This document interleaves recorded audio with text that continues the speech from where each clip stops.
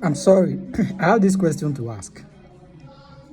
During when there was no hospitality, our mothers, our fathers, our mothers then, when they want to give birth to their baby, how the our mothers give birth to their baby?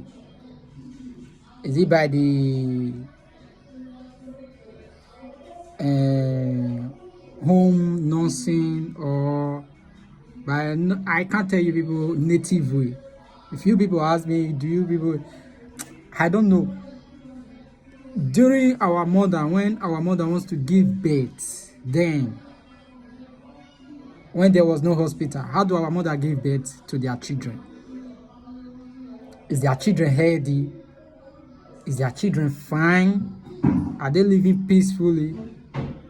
Have you people asked yourself that question?